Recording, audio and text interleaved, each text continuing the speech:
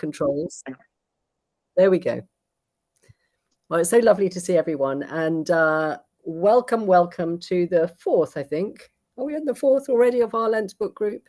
Anyway, well, it's been absolutely wonderful. Of course, discussing All Shall Be Well with Emma Pennington. And I'm Andrea Grady. I think you may remember me from before, you may not. I'm the new chair of the Friends of Julian. And so, yes, I'm afraid it's that time in the evening where I do give a little plug for the Friends of Julian. And I'm sorry if you've heard it before, but you will hear it relentlessly from me as the new chair. Please do take a look at us. Please do consider joining us if you haven't already. And you can find us at julianofnorwich.org. And of course, when you join the Friends, you can remain in touch with the wonderful people that you're talking to at the moment. You can continue your discussions. And also you can find out a lot more about events that are coming up that we're organising all about Julian. And just to say, if you're not aware or if you haven't seen it already, please do consider our May lecture this year. Hetta Hawes, author of, she's the medieval scholar and author of Poet, Mystic, Widow, Wife, a fantastic book about the lives of 4 extraordinary medieval women. And she will be giving the 2025 Julian lecture this year. And there are other events, one hosted by Sally-Anne, our talker tonight, that's taking place the evening before, and then Hetta's lecture on the following day. So please do take a look at those events on the Friends of Julian website. If you haven't already, we look forward to seeing you there. Housekeeping tonight, it is as it has been. So I think I will just pretty much skip through that, just to say, though, that please remember you are being recorded. And please do, in your breakout rooms, if you can, put your microphones and your cameras on so that we can all see each other as we're talking to one another. And in the plenary, just remember as well, the breakout rooms are not recorded, but the plenary is. So please just bear that in mind as well. If you are... if anything in your breakout group was just confidential, please don't disclose it, of course. Just give your own views and don't talk for anybody else. So on to our speaker tonight, Sally-Anne. Now, Sally-Anne, it's such a delight to introduce Sal. She's an old friend of mine, and she has, of course, been a trustee with the Friends of Julian for 8 years. And I suspect that some of you will remember her from her 2017 Julian lecture, where she talked about the creative power of Julian. Sally is, of course, not just a wonderful writer and an artist. She's also a fantastic filmmaker. She was the director of the search for the Lost Manuscript.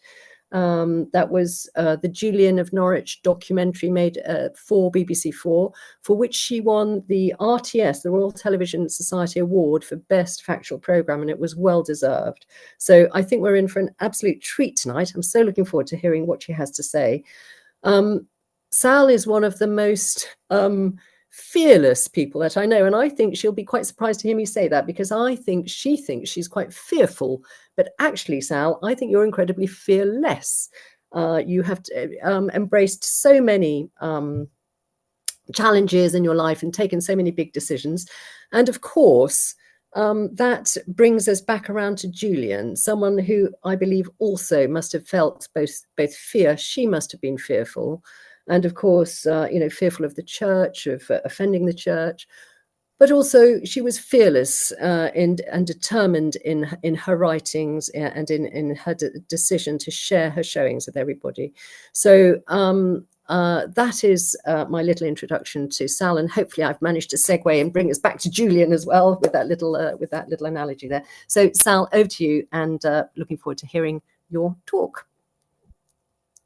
Thank you very much, Andrea, for that kind introduction. Can everybody hear me? Yes. At me, lovely, great, thank you. It's very nice to see so many wonderful, friendly faces on the screen. That's really great. Here in Norwich, where I'm just outside of Norwich, and it's been a really beautiful day. So I'm impressed by people giving up their beautiful evenings to come here.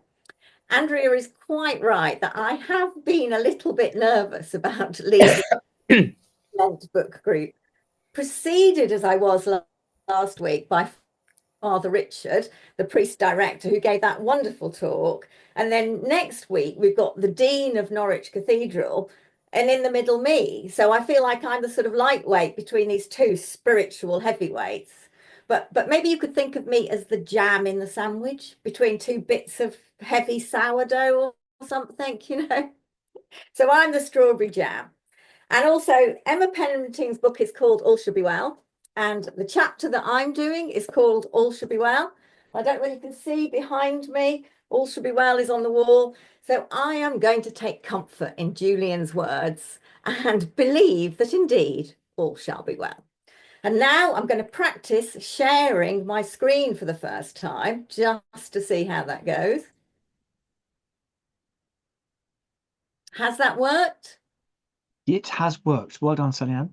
Fantastic. So all shall be well. So having had a practice, I shall now stop sharing that and come back to you. We can see you again. You can see me again now. Lovely. We can. So I am neither a theologian nor a historian. I'm a writer and filmmaker, as Andrea has said. I'm a storyteller. So I'm speaking from a place of enthusiasm rather than expertise. However, I am somebody for whom Julian's writing has meant a lot. So I'm going to talk from my personal experience and give my response to the questions that are raised in this chapter, and I'm going to encourage all of you to do the same thing. So I first came across Revelations of Divine Love when I was studying at Norwich Art School. We were given an art project to take a walk and turn that walk into a book. And I decided that for my project, I would make a mini pilgrimage through all the medieval streets of Norwich, starting at the cathedral and ending at Julian's cell. At that point, I wasn't a Christian and I knew very little about Julian. All I knew that she was a mystic and that she was the first woman known to have written a book in English. And both of those things intrigued me. So I thought I would use this opportunity to make this mini pilgrimage and find out more about Julian. Now, that art project has come to shape my life more than you could possibly imagine or that I could have ever imagined. I made that mini pilgrimage. I visited Julian's cell and the Julian Centre, and I bought Julian's book, which I then read, and then I started to make art inspired by Julian's words.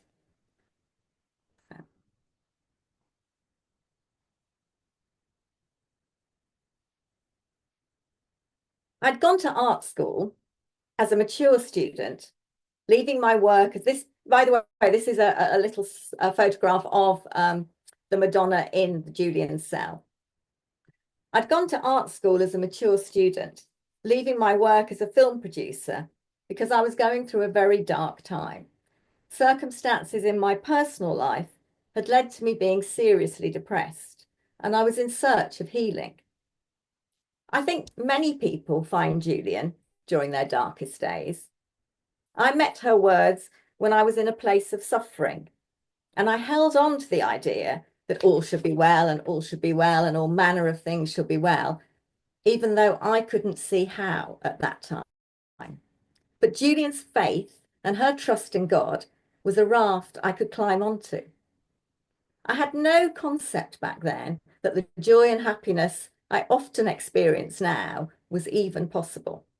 I couldn't picture a positive outcome, but somehow I could find hope and the courage to go on in the certainty of Julian's words. Since that first encounter with Julian, I've become a Christian. And as Andrea said, I've made a documentary for the BBC about Julian. And for the last 8 years, I've led a textile art project called The Cloth of Kindness, which was inspired by Julian. And I've been a trustee of the Friends of Julian. So you have to be careful if you decide to visit Julian's cell. It could just end up transforming your life. So, chapter 6, All Shall Be Well. This week, we're looking at the 13th revelation, where Julian's most famous phrase first appears. When I agreed to lead this session, I was thinking that I was on safe ground here with this chapter because all shall be well, let's face it, that is Julian for beginners. These words are how most people first encounter Julian. I had read them, like many people, in T.S. Eliot's poem, The Four Quartets. They've become widely known and are now part of mainstream British culture. The late Queen Elizabeth had them engraved into a stained glass window in her private chapel at St. James's Palace, where we were able to film making the documentary. And then, of course, later, King Charles had them embroidered onto his coronation screen. Now, last week, and just let me stop sharing that. And now I'm going to share another picture. Sorry, this is a bit slow, the sharing, but we'll get there. Okay. Last weekend, I was watching a new Netflix blockbuster, a fantasy series called The Wheel of Time. And blow me, if there wasn't a scene about an imaginary group of ancient pacifists known as the People of the Leaf. And their leader quotes Julian's words, all shall be well, not just once, but several times. I was thinking that maybe the script writers had just nicked Julian's line, but if you Google Wheel of Time and all shall be well, it is actually credited to Julian and they quote her. So the reach of all shall be well is indeed far and wide, travelling from a tiny flintstone stele in 14th century Norwich to be streamed to an audience of millions through the medium of a mega entertainment company.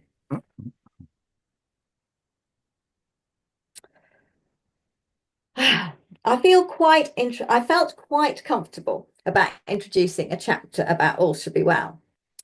But then I read Pennington's chapter about the 13th revelation, and I was reminded that Jesus first says these words in reply to Julian as she is daring to question God about why sin exists. Oh no, I thought, I've got to deal with sin. That is much more tricky.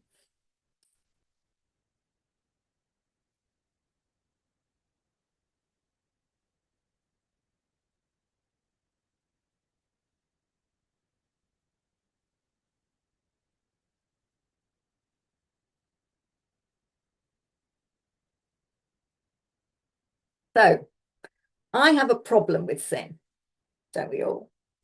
As someone who wasn't brought up a Christian, I find the idea of original sin really problematic and off-putting.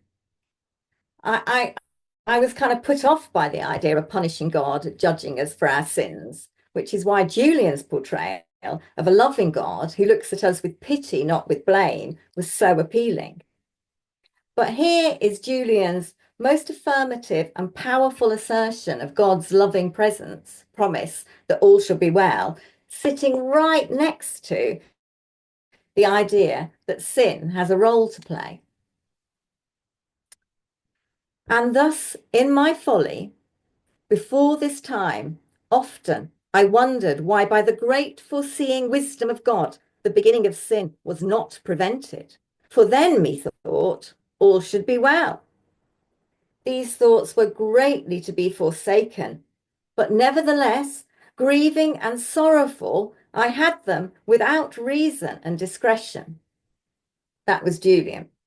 Have you noticed that she's always at her most humble and self-effacing and apologetic when actually she's being really challenging? Such a clever woman. But Jesus, who in this vision informed me all that was needful, answered with this word and said, sin is behovable, but all shall be well, and all shall be well, and all manner of things shall be well. So one of the key questions when I became a Christian and my friends who were not religious were challenging me, one of the key questions that non-religious people ask again and again of those of us with faith is, how can there be a powerful, loving God when there's so much horror and pain and suffering in the world? Why does a loving God allow so much misery? It's a question that seems very appropriate to the world now, with wars in Gaza and Ukraine and Sudan, and with so many people suffering exile and facing extreme poverty. And it was equally as relevant in Julian's time, with the 100 Years' War, the Black Death, and religious persecution. It is, in a way. This is the question Julian asks of Jesus. If God is all-powerful, why did he make us humans so capable of harm? I like the fact that Julian questions God, and that all shall be well and all shall be well comes out of that gritty debate. It makes it more rigorous. It's not a simple platitude, but an answer to a problematic issue. So how is sin behovable? Right, now we're going to have a little interlude here. In the UK, we have a weight watching organisation called Slimming World. I don't know whether you probably have the equivalent elsewhere in the world. And in their system, you're asked to keep to a healthy, low-fat diet, but you are allowed a certain number of sins each week. So, for example, this glass of wine, this is 7 sins. And were I to have 2 pieces of chocolate, that would be 6 sins. So the Slimming World reasoning is that a little bit of indulgence helps you keep to the straight and narrow of the diet. In their system of sins, sin is behovable. So I'm sorry to be flippant, but I am actually making a serious point in a way, because to a contemporary audience, is the concept of sin taken seriously? It's used in a Slimming World programme. I think particularly in the UK, we live in a secular society, and sin is often used, as in my Slimming World example, to refer to something that is naughty but nice, that is tempting and a bit delicious rather than evil. In the crossword on Saturday, one of the clues was the phrase ugly as sin. And I was thinking about how we use that phrase ugly as sin as a cliche. You know, it's very common parlance. But do we really think about why sin is ugly?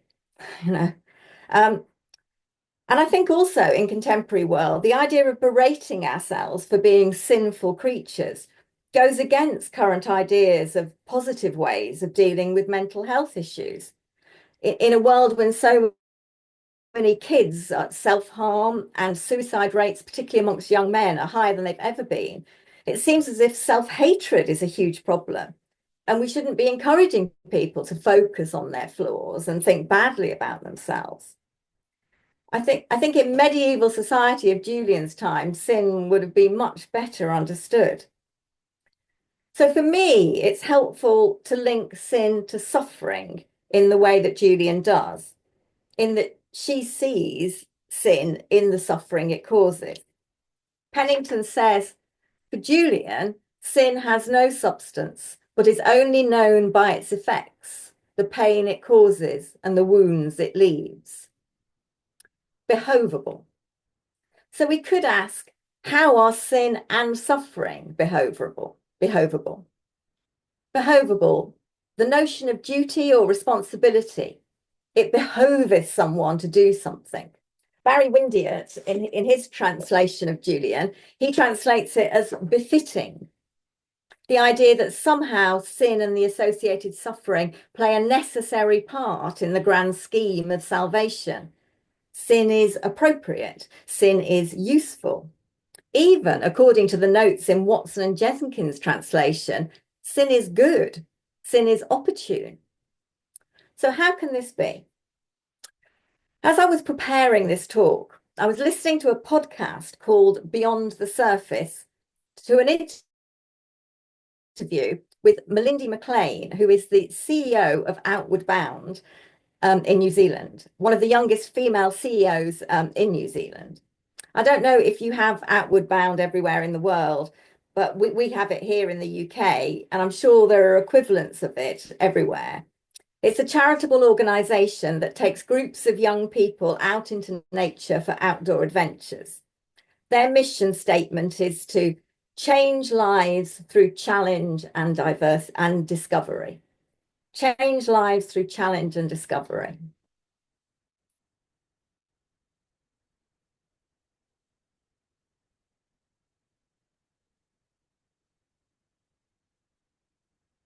In this podcast, Melindy, who, by the way, is the daughter of a friend of mine, which is why I was listening to the podcast, explains how for 3 weeks they take kids away from their phones and challenge them within safe boundaries. The young people surprise themselves with what they can achieve, and they develop resilience and courage and coping skills. They learn by being in difficult and challenging situations how to work together and appreciate different talents, and often leave transformed and inspired. Melindy was really, I thought, extremely inspiring herself, because she talked about how she became leader of the organisation and one of the youngest and most, CEO. It's a man's world, and as a young woman, being a CEO of an organisation is pretty incredible. But she said that she had a period in her early 20s when she went completely off the rails and was in a very bad place. Problems with addiction and abuse, and how she needed an awful lot of help and support to get back on track. And when the interviewer asked her if she regretted this time, she said that although she wouldn't wish the same experience that she'd had on anybody else, that she felt very lucky to have had a loving family who had helped her back on track. She was glad that she had been through it, because she didn't think she'd be able to do this big and powerful and important job without going through those challenging and difficult times. She felt that by falling into trouble and getting out of it, she had developed resilience, courage, empathy, and persistence. I'll include a link to the podcast in case anybody wants to listen to it over the break.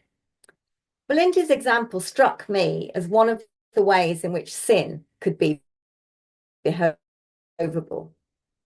My own dark times, which pushed me to, it was my own dark times which pushed me to go to art school.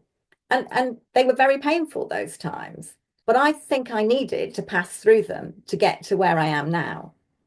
And all of this made me think very much about Julian's chapter 51 in Revelations of Divine Love, and the Lord and the Servant, where Julian gives that wonderful image of the Lord and the servant, where the servant runs off to do the Lord's bidding, but then falls into a ditch and lies there groaning with misery, overwhelmed by his own pain and suffering, and unable to see that the Lord is actually looking at him, not angry or cross, but with love. And this seems to me to be a perfect metaphor for the way that we as humble human beings fall into error. But perhaps that process of falling and learning how to get back up is behovely. As I was looking at my copy of Revelations of Divine Love this week, I opened the book. I was looking at Barry Windeyett's thing, and I opened the book at chapter 27, and a scrap of paper fell out with a poem that I had written. And I'd completely forgotten about writing this poem. And I'd like to share it with you, not because I think it's a brilliant poem, but because I think it's relevant. Rippled with imperfections like raspberry through ice cream, these bloody channels are where God seeps in. Flood me, break my dams, then mend me with gold, that I become a vessel strong enough to hold your love. I was obviously thinking about the Japanese art of kintsugi, meaning gold repair, where broken objects are mended with a glue that's mixed with gold powder so that they become whole again, but all the cracks are highlighted. And the Japanese ideal is that they become more beautiful objects with their cracks showing and glistening in gold. I was thinking that sin and suffering are what create the cracks in us, and that creates the opportunity for God to fill us with gold.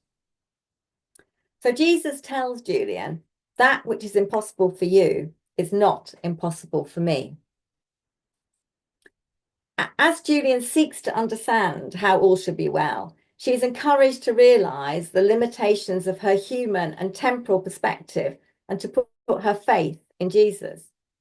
Watkins and Jenkins, in their translation notes, tell us that the medieval shall in all shall be well is not a might be, it's an absolute certainty. All absolutely certainly shall be well.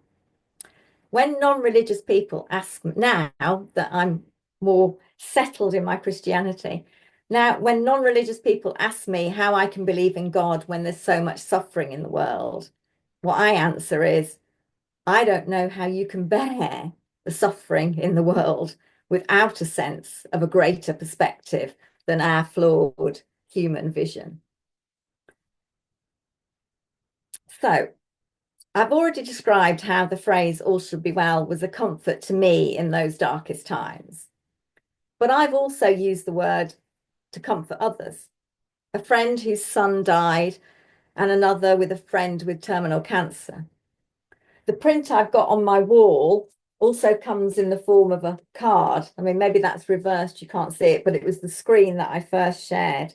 This has become my go-to card for people in distress. And I sent it to my goddaughter before her university finals. And I was visiting the other day and I was really pleased to see it framed and on the wall in her flat. So I think that Julian's words can travel places and give comfort where we don't know. When we were making the Julian documentary on Julian, I asked everyone that we interviewed what Julian meant to them personally. And we edited together a really wonderful sequence of moving stories, which unfortunately ended up on the cutting room floor because there just wasn't the screen time to include them. But people talked of grief, of bereavement, dealing with health issues, relationship breakdown, loneliness. They spoke about how Julian's words had encouraged them to have hope. While I was at art school, when I was new to Julian, there's a famous quote from the artist Paul Klee that drawing is just taking a line for a walk. So I decided I'd take Julian's line for a walk.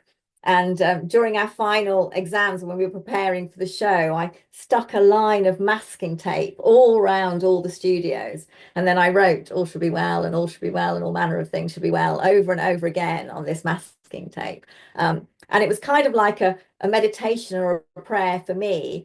But I was also doing it, I hoped, to bring comfort and to kind of enfold everybody in the art studios with Julian's loving words.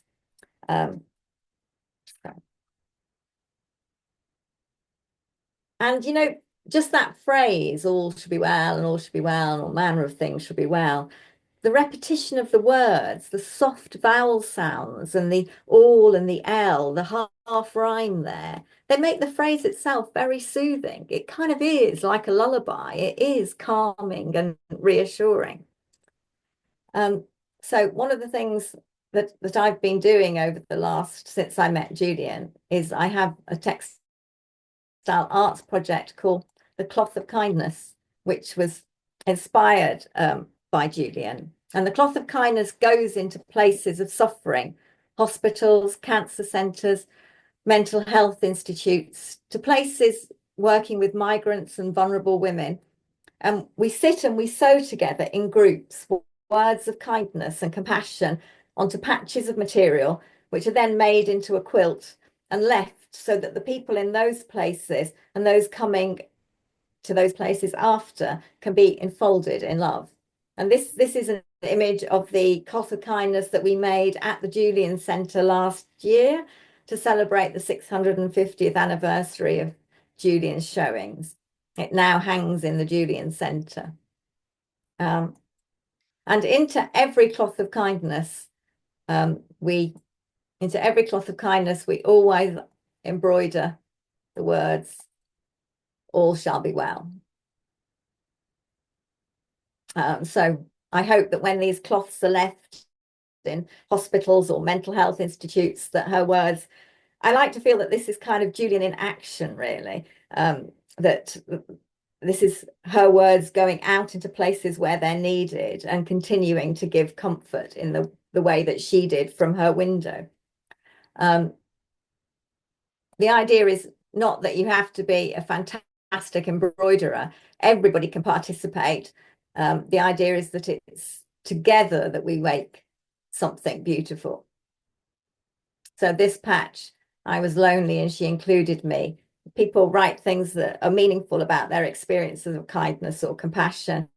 And we really like the wonky, not particularly well sewn patches best because somehow they have the most emotional resonance. But it's together that we make something beautiful.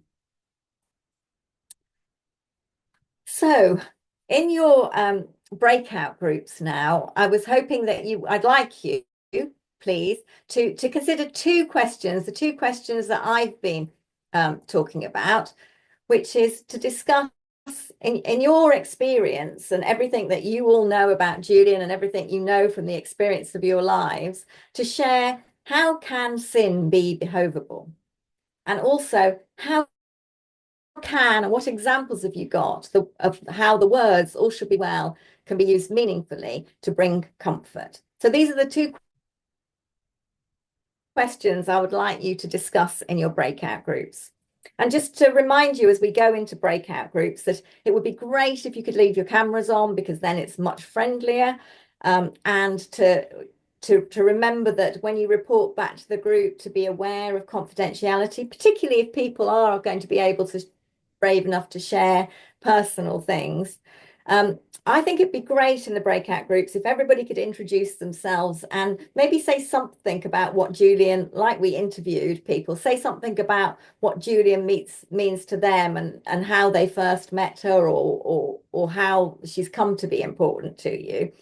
And then go on to talk about these two questions.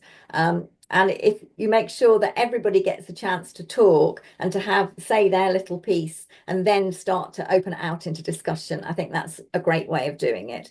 And I think we'll have probably about half an hour, 20 minutes to half an hour to do that. And then we'll come back into the plenary session. I hope that we can then share some of the experiences, sharing people's views and ideas on these two questions. I'm really interested to find out how you all think sin is behovable. Great. Look forward to seeing you back after the session. Thank you, Sally-Anne. I'm shortly going to send you all into your rooms and I will call you back again very shortly after 7:30, 25 minutes, 26, 27 minutes or so. Well, yes, what I'm going to do. Thank you, Sally-Anne.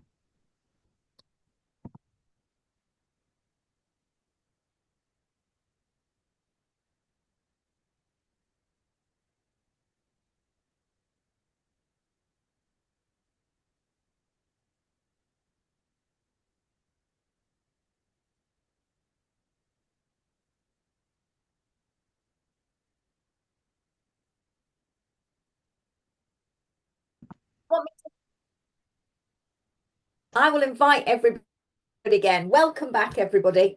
This is for the recording. You know, we're filming here. Take two.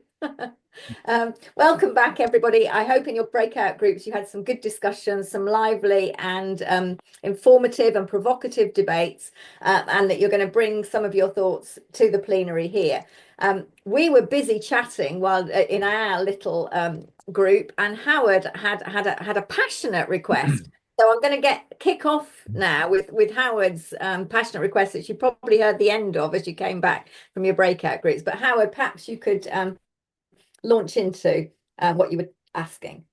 Well, I was really struck by the fact that in the Japanese mending of broken things with gold, the best bit of the new product having been mended was the drawing attention to the flaw and marking it with the most prized possession, gold.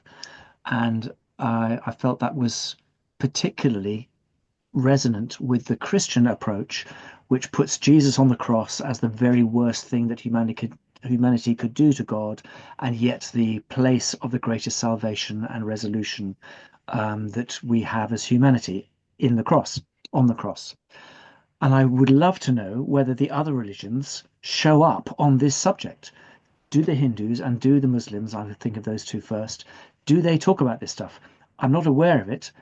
That's not to say, and aren't we great? If they do it, I'd like to know about it, and we've already got a couple of people who might chip in on that. Yeah, we've got a very informed group of people here. So, Jill, do you want to kick off, and then Tony will come to you later?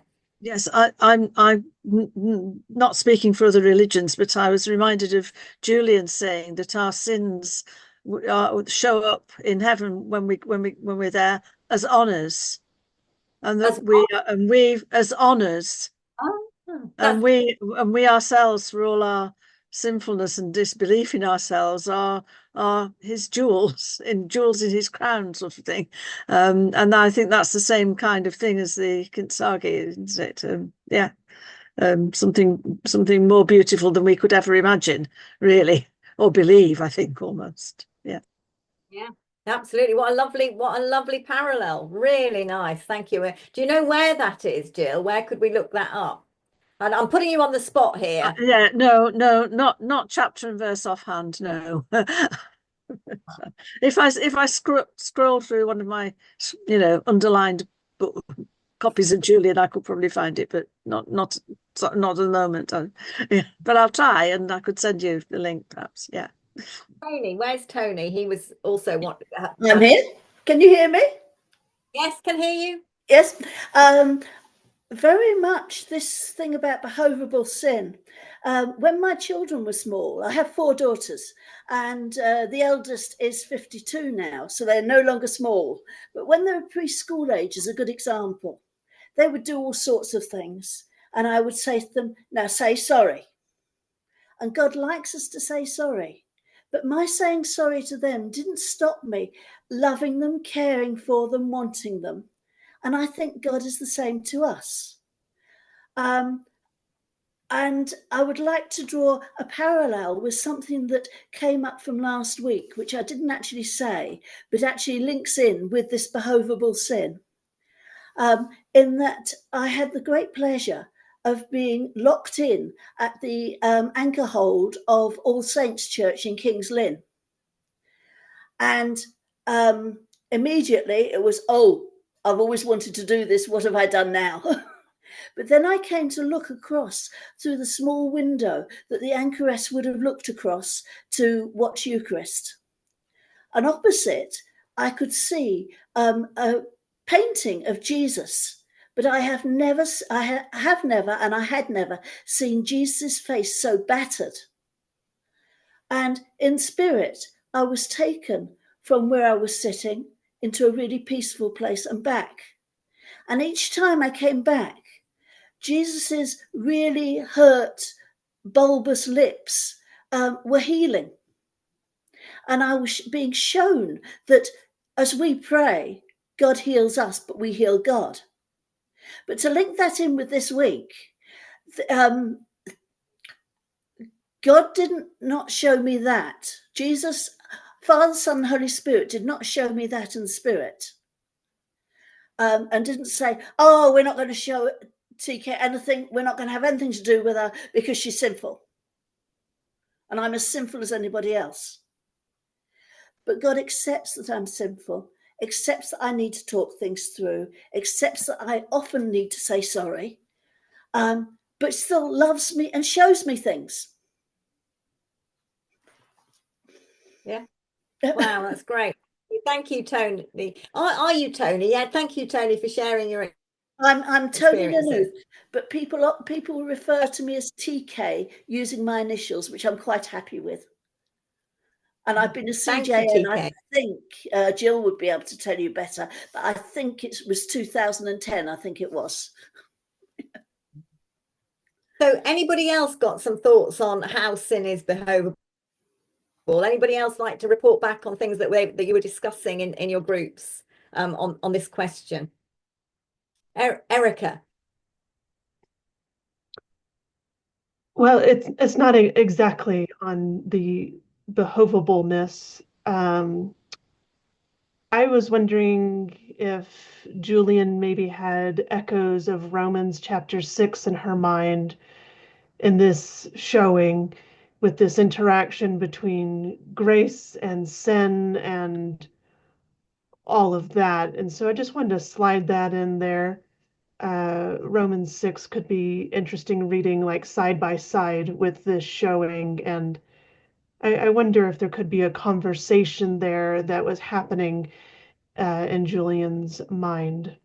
Can you remind us, Erica, what Romans 6 is for those of us that are not as familiar with the Bible as you? Sure. Well, I can pull it up here. I'm glad to put a link in the chat as well. Lovely. But it starts out with, should we continue sinning so that grace may abound? Absolutely not. And then it goes on and talks about Jesus's death and sin and grace and those themes. Great, lovely. Thank you very much. They're very helpful. Heidi. Hi. The way that the sin is behoovedly, I can't say that word, but that has been on my mind for the last 3 or 4 years, ever since I had this thing that came just to me as I was washing dishes, because I spent 18 years as a housewife. And I was washing this is the way I think of it constantly. I think about all of life and what we're going through and what it means.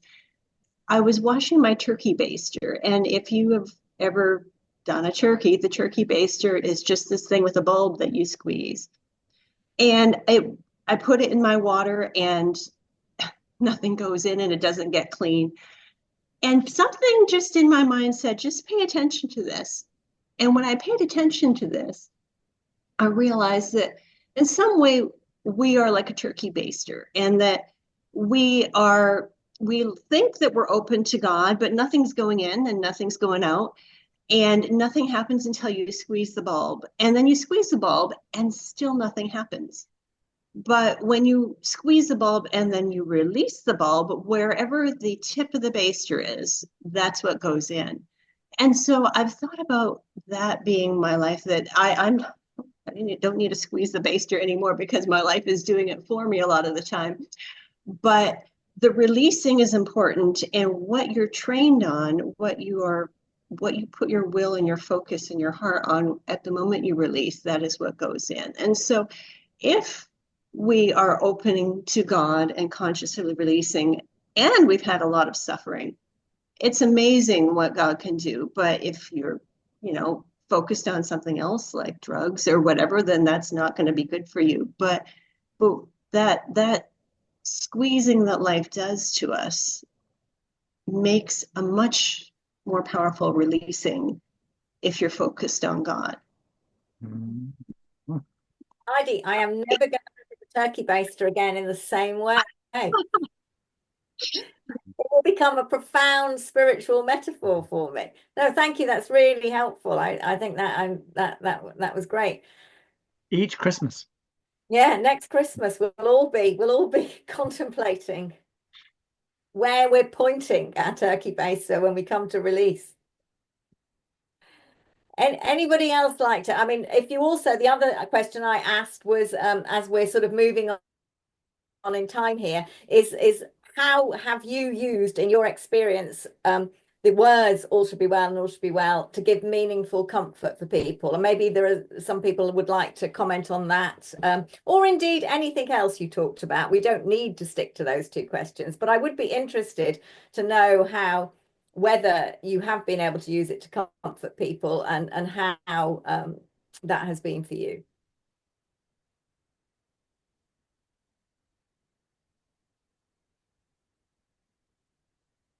Louis,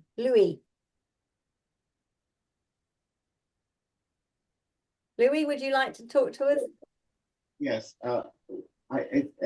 I'm often careful about using those words because their context, they can sound flippant. Yeah. So it's about understanding Julian's context. The words, as Julian writes them and shares them, only have meaning because of her suffering. Was she an affluent middle class, mercantile merchant woman who just had this experience? I don't believe they would have the sort of resonance and power that they do. So I think that's very important in sharing those words, that they come out of a context of terrible, really terrible suffering, personally and socially. Yeah, I think that's so true, that they meet there. And also, yes, you know, you don't want it to be used as a bland platitude at all. No. And I hear what you're saying about the sensitivity of using them, and with needing that awareness, the full awareness of Julian. Yeah, thank you very much, Louis, for that contribution. Anybody else, anything to add, or anything that people talked about that would be helpful to share for all of us?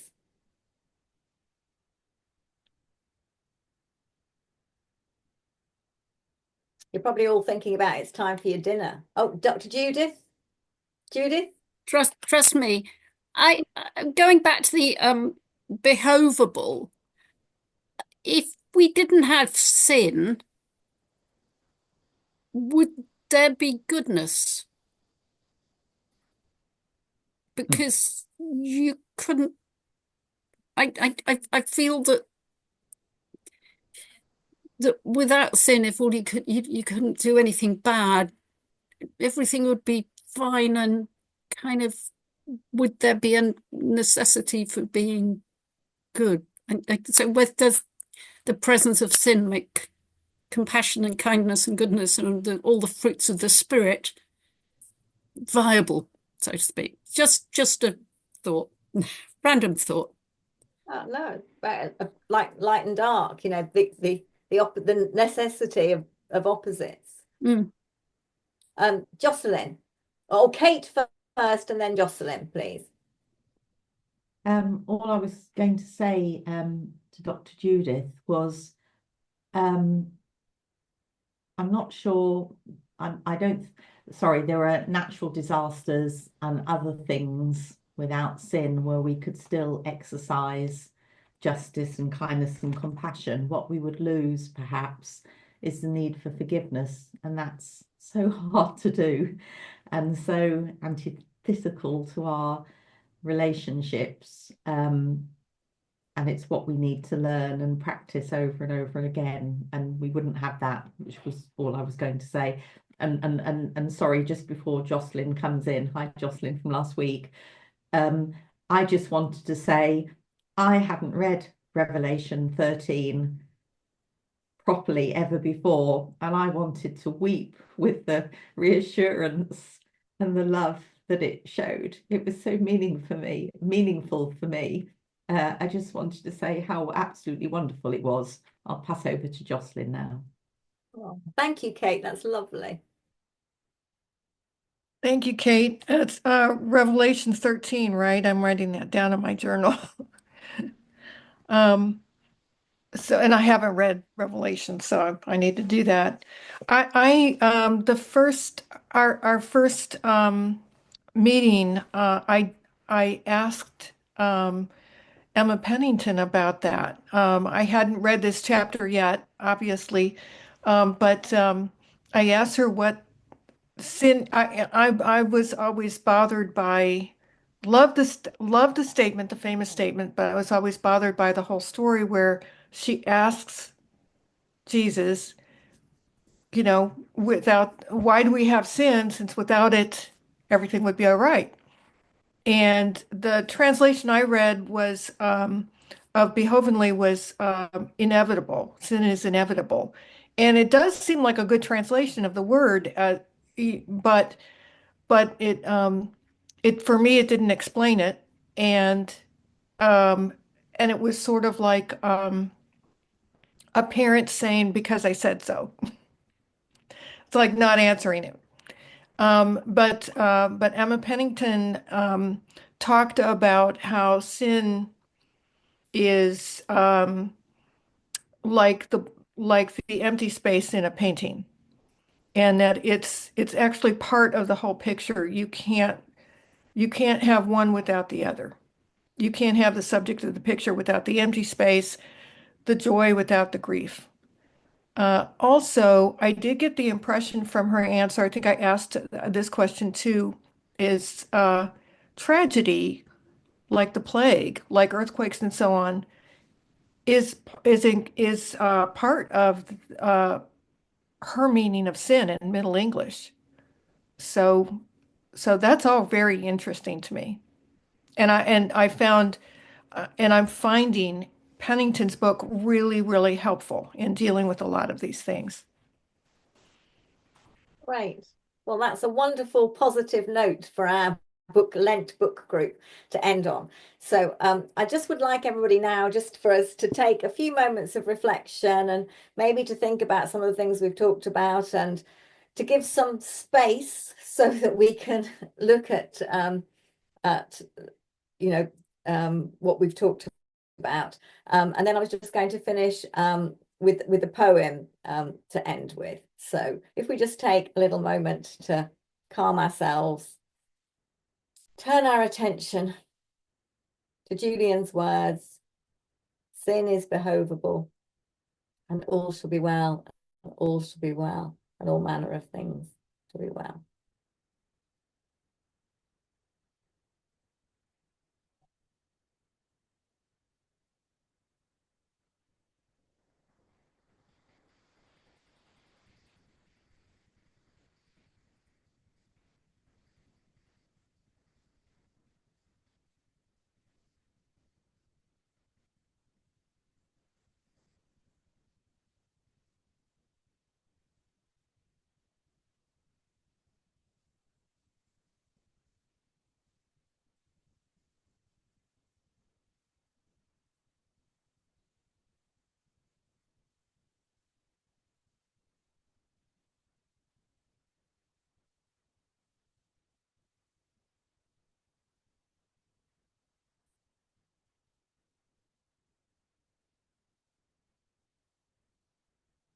I'm just going to finish tonight's book group by reading the final part of Little Gidding by T.S. Eliot.